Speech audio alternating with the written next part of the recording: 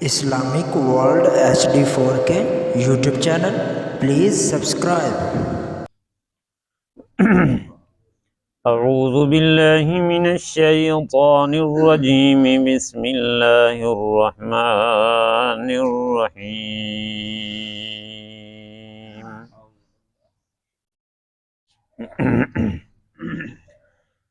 فوقاه الله سيئات ما مكروا وحاق بآل فرعون سوء العذاب النار يعرضون عليها غدوا وعشيا ويوم تقوم الساعة أدخلوا آل فرعون أشد العذاب۔ بس اللہ تبارک و تعالی نے حفاظت فرمائی اس رجل مومن کی ان بری تدبیروں سے جو انہوں نے کی، اور اللہ تبارک و تعالی نے نازل فرمایا آل فرعون کے اوپر برا عذاب۔ وہ لوگ پیش کیے جاتے ہیں آگ کے اوپر صبح اور شام، اور جس دن قیامت قائم ہوگی حکم ہوگا کہ داخل کر دو فرعون کی آل کو اور اس کی جماعت کو سخت عذاب میں۔ پچھلے درس میں ہم نے پڑھا تھا کہ رجل مومن حضرت حزقیل یہ فرعون کا کزن تھا، چچا زاد بھائی تھا، اور بہت بڑے عہدے پر فائز تھا، وزیر داخلہ تھا یا ایسا، یعنی کہ بڑا عہدہ بھی تھا اس کے پاس۔ جب فرعون نے اور اس کی جماعت نے حضرت موسیٰ علیہ السلام کو قتل کرنے کی سازش بنائی تو یہ آدمی کھڑا ہو گیا۔ اس نے، یہ مومن تھا، ایمان لایا ہوا تھا لیکن ایمان کو چھپاتا تھا۔ اس نے کہا اب بھی اگر میں اپنے نبی کے حق میں نہیں بولوں گا تو پھر کب بولوں گا؟ اب یہ ناانصافی ہے کہ میرے نبی کو وہ قتل کرنے کی باتیں کر رہے ہیں، سازش بنا رہے ہیں، اور میں چپ کر کے بیٹھا رہوں۔ کیونکہ یہ فرعون کی جو کمیٹی تھی اس کا ممبر تھا، کھڑا ہو گیا۔ اس نے لمبی تقریر کی جو ہم نے پیچھے پڑھی کہ ایسے آدمی کو کیوں قتل کرتے ہو جو کہتا ہے میرا رب اللہ ہے، تم اس کو کیوں قتل کرتے ہو؟ لہٰذا میں تمہیں سیدھی راہ بتلا رہا ہوں، اسی پر آ جاؤ تم، اور یہ دنیا کے پیچھے، یہ پیسے کے پیچھے تم نہ پڑے رہو۔ یہ دنیا کی زندگی جو ہے چند روزہ ہے، ہمیشہ رہنے والا گھر جو ہے وہ آخرت کا گھر ہے۔ جو بھی آدمی اچھے عمل کرے گا اللہ اس کو بدلہ دے گا، جو برائی کرے گا اس کو برائی کی سزا ملے گی۔ جو آدمی بھی اچھے عمل کرے گا، مرد ہو یا عورت، اللہ پاک اس کو جنت عطا فرمائیں گے، اور اس میں بغیر حساب کے رزق بھی عطا فرمائیں گے۔ اور کہنے لگا کہ اے میری قوم، تم مجھے آگ کی طرف بلاتے ہو، جہنم کی طرف بلاتے ہو، میں تمہیں نجات کی طرف بلاتا ہوں۔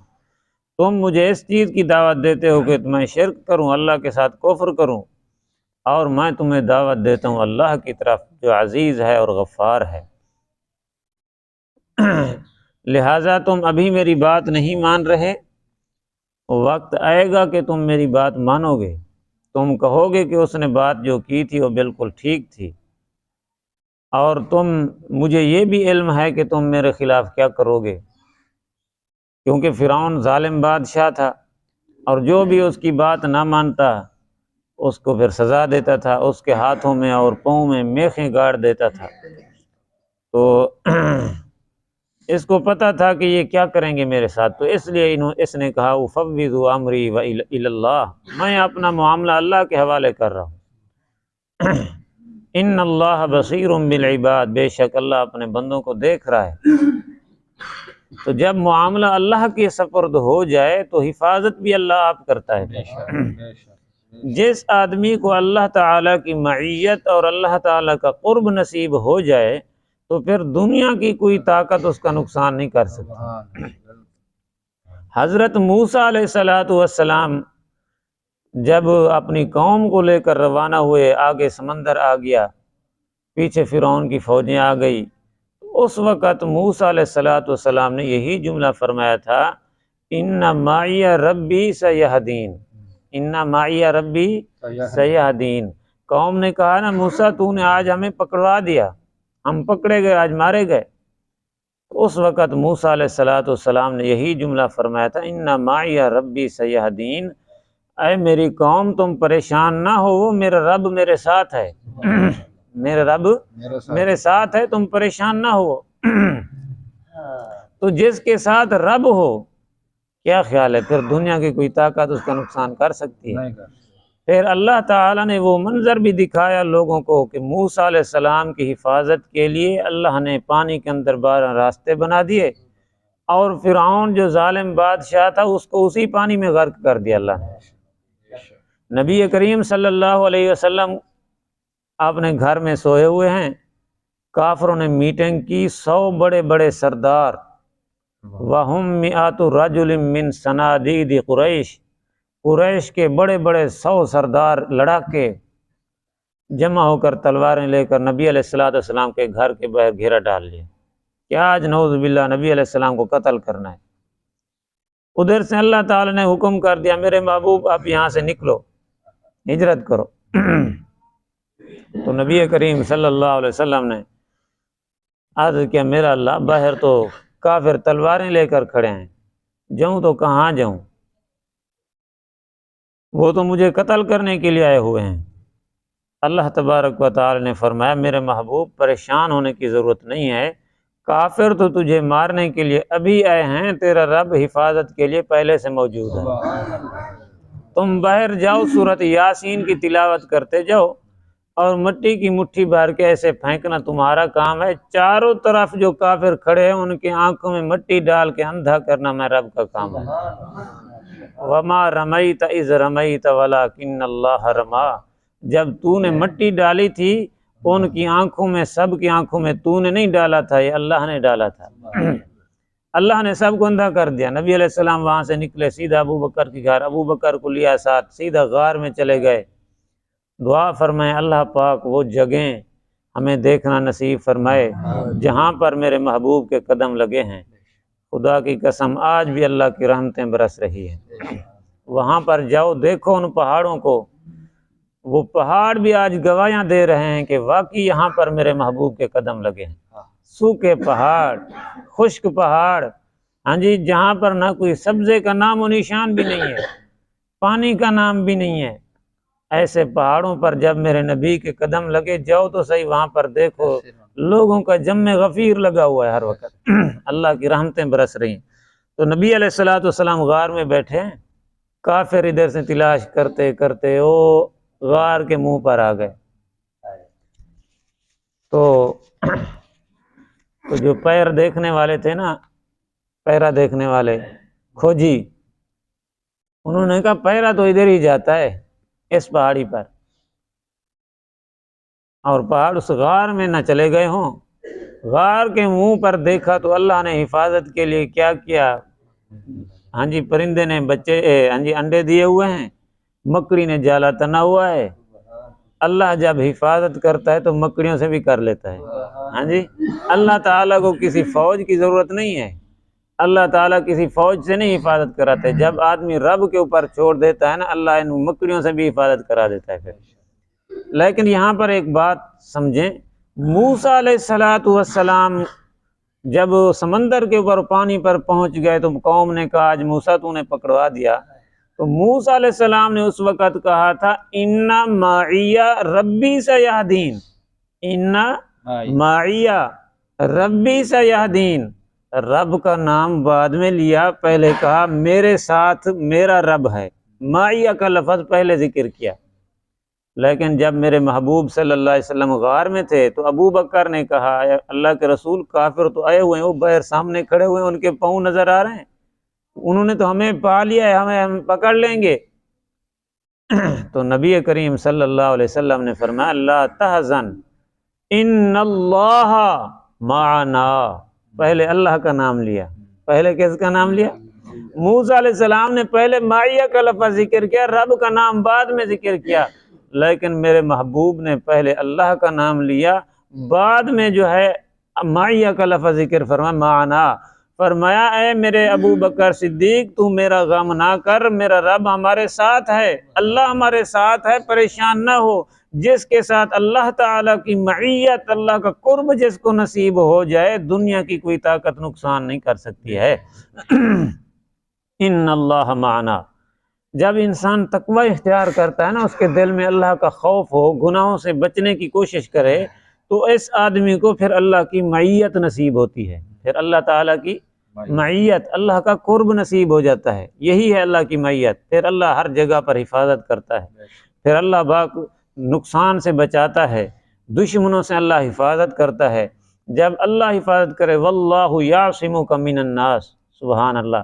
نبی کریم صلی اللہ علیہ وسلم کے صحابہ نا ایک دفعہ بیٹھے ہوئے ہیں، سارے آپس میں مشورہ کرنے لگے، کہنے لگے کہ یار اللہ کے رسول صلی اللہ علیہ وسلم کے دشمن تو بہت ہیں، یہ نہ ہو کہ دشمن کبھی اللہ کے رسول کو نقصان نہ پہنچائیں، لہٰذا ایسے کرتے ہیں ہم جو ہے نا کوئی ڈیوٹی بنائیں، ہاں جی پہرا دیں نبی پاک صلی اللہ علیہ وسلم کے اوپر، ہم نبی علیہ السلام کے اوپر پہرا دیں، کچھ رات کو دیں کچھ دن کو دیں، ایسے ڈیوٹیاں لگاؤ، نبی علیہ السلام کے اوپر پہرا دو، آپ علیہ السلام کی حفاظت کرو، دشمن کوئی نقصان نہ کریں۔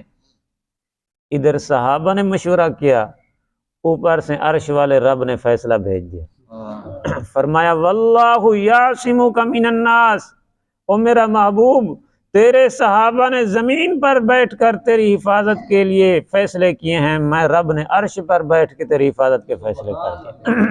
میرے محبوب ان صحابہ کو کہہ دو، ان اپنی جماعت والوں کو کہہ دو، ان پیاروں کو کہہ دو، ان محبت کرنے والوں کو کہہ دو، تمہیں میری حفاظت کی ضرورت نہیں ہے، تم سارے آرام سے سوتے رہو، ساری رات نیند کرتے رہو، میں رب کی رحمت میرے محبوب کی حفاظت کرتی رہے گی۔ جب اللہ کی معیت، اللہ کا قرب نصیب ہو جائے تو بزرگوں پھر اللہ آپ ہی حفاظت کرتا ہے۔ اس لیے بزرگوں گناہوں سے بچیں، جب انسان گناہوں سے بچتا ہے، حق بات کہتا ہے، جیسے رجل مومن نے حق بات کہی فرعون کے سامنے، جیسے کہتے ہیں حدیث پاک میں آتا ہے، فرمایا کہ سب سے بڑا جہاد یہی ہے، افضل الجہادی من قال کلمۃ حق عند سلطان جائر، ظالم آدمی کے سامنے حق بات کہنا یہ سب سے بڑا جہاد ہے۔ مسجد میں بیٹھ کر تقریر کرنا تو آسان ہے، ظالم کے سامنے حق بات کہنا یہ بڑا مشکل کام ہے۔ ظالم کے سامنے حق بات کہنا یہ بڑا مشکل کام ہے۔ تو یہ ظالم کے سامنے کھڑا ہو گیا وہ آدمی، کہ فرعون کو کہنے لگا تم کیا کر رہے ہو، غلط کام کر رہے ہو۔ اب انہوں نے تدبیریں کی کہ اس کو پکڑو۔ اب اس نے جب بات کر لی نا، اس کو تو پتا تھا یہ ایکشن لیں گے، مجھے ماریں گے، چپ کر کے یہاں سے نکل گیا۔ فرعون نے فوراً تو ایکشن نہ لیا، کیونکہ یہ بھی بڑے عہدے پر تھا، فرعون نے اس کو اس وقت تو کچھ نہ کہا، یہ یہاں سے چپ کر کے جنگل کی طرف منہ کر کے چلا گیا، اس طرف چلا گیا۔ انہوں نے آپس میں مشورہ کیا، میٹنگ کی، ہاں بھی کیا کریں؟ تو فرعون نے کہا میری رائے یہ ہے کہ اس کو پکڑو اور قتل کر دو، گرفتار کرو، اس کو قتل کر دو۔ لہذا انہوں نے آپس میں یہ مشورہ کر لیا اور وہ ادھر جنگل کی طرف چلا گیا۔ تو اللہ پاک نے خود قرآن میں فرمایا فَوَقَاهُ اللَّهُ سَيِّئَاتِ مَا مَكَرُوا وَحَاقَ بِآلِ فِرْعَوْنَ سُوءَ الْعَذَابِ۔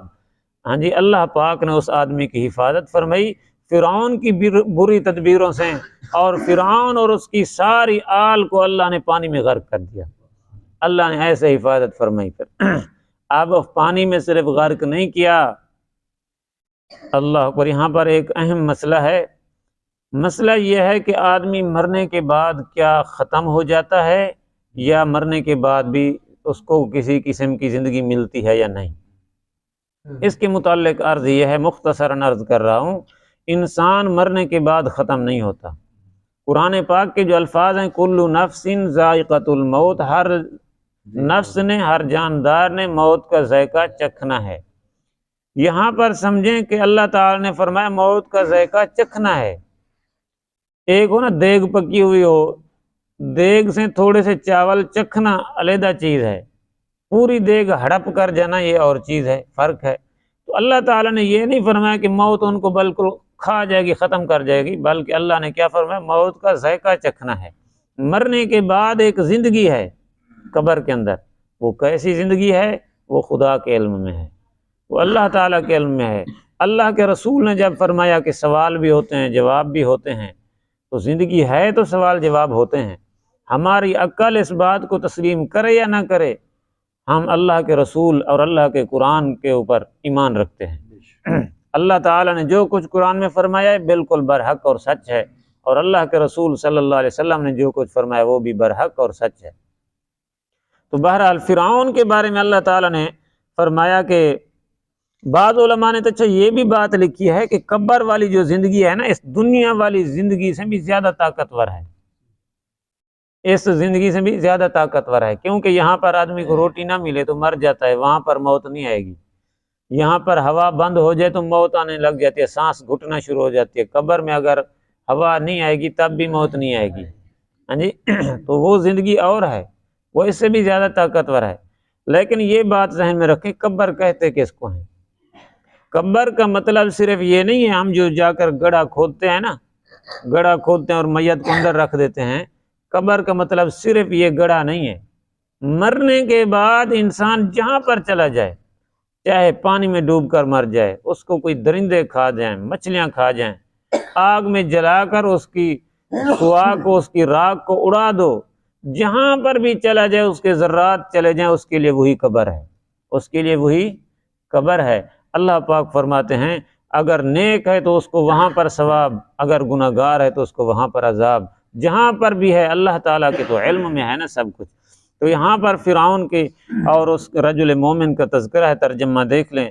فرمایا فَوَقَاهُ اللَّهُ سَيِّئَاتِ مَا مَكَرُوا، پس حفاظت کی اللہ پاک نے بری ان تدبیروں سے جو فرعون نے کی، وَحَاقَ بِآلِ فرعون، اور اللہ نے گھیرا ڈال لیا، نازل کر دیا آل فرعون کے اوپر برا عذاب۔ وہ برا عذاب کیا تھا؟ پانی میں سب کو غرق کر دیا، تباہ کر دیا۔ پھر وہاں پر بس نہیں فرمائی، آگے الفاظ دیکھیں قرآن پاک کے، فرمایا النار یعرضون علیہا غدوا وعشیا، آگ کے اوپر وہ لوگ پیش کیے جاتے ہیں صبح بھی اور شام بھی، جہنم کی آگ کے اوپر وہ پیش کیے جاتے ہیں صبح بھی اور شام بھی۔ اب ہماری عقل کہتی ہے یار ہمیں تو نظر نہیں آتی، لیکن اللہ کا قرآن کہہ رہا ہے کہ وہ آگ پر پیش ہوتے ہیں، لہٰذا اللہ کا قرآن بھی سچا ہے۔ ہماری آنکھیں تو جھوٹی ہیں، ہماری عقل غلط سوچ سکتی ہے، لیکن اللہ کا قرآن سچا ہے۔ فرمایا وَيَوْمَ تَقُومُ، یہ تو دنیا میں، قیامت جب تک نہیں آتی اسی طرح آگ پر پیش ہوتے رہیں گے۔